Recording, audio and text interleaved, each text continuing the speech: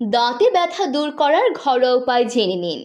গরম শেষ হলেই আসবে শীত, আর এই শীত নিয়ে কেউ কেউ এখনই উদ্বিগ্ন হতে শুরু করেছেন, কারণ শীতের সময় দাঁতে ব্যথা বেড়ে যায়।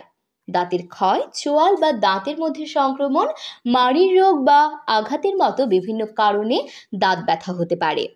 এই ব্যথা দৈনন্দিন সব কাজে বিঘ্ন ঘটাতে থাকে।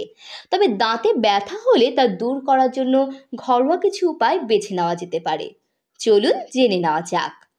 লবঙ্গ তেল দাঁতের ব্যথা উপশমের জন্য সম্ভবত সবচেয়ে জনপ্রিয় এবং কার্যকর প্রতিকারগুলোর মধ্যে একটি হলো লবঙ্গ তেল।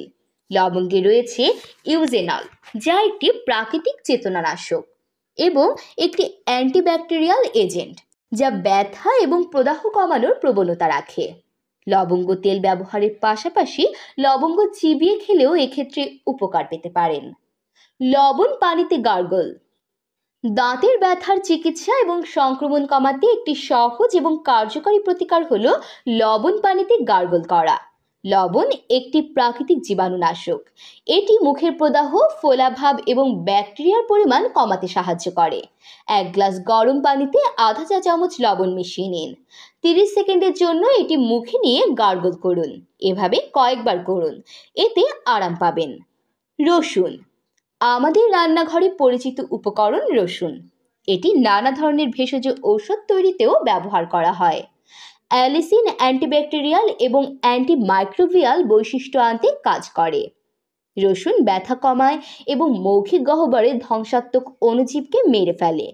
রসুনের কয়েকটি কোয়া পেস্ট করে নিয়ে সরাসরি দাঁতে লাগান। কয়েক মিনিট অপেক্ষা করে হালকা গরম পানি দিয়ে ধুয়ে ফেলুন।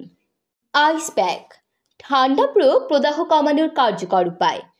একটি পরিষ্কার কাপড় বা তোয়ালে দিয়ে কিছু বরফের টুকরো মুড়ে নিন। এটি 15 মিনিটের জন্য ব্যথাযুক্ত দাঁতের কাছে গালের ওপর ধরে রাখুন। মাঝে মাঝে সরিয়ে নিয়ে আবার ধরুন। এটি নির্দিষ্ট দাঁতের মধ্যে রক্তনালীকে সংকুচিত করে, যার ফলে ব্যথা উপশম হয় বা ফোলাভাব হ্রাস পায়। এটি দাঁতের ব্যথার জন্য খুব দ্রুত প্রতিকার হিসেবে কাজ করে।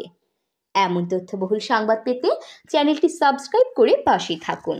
আর ভিডিওটি কেমন লেগেছে মন্তব্য করতে ভুলবেন না।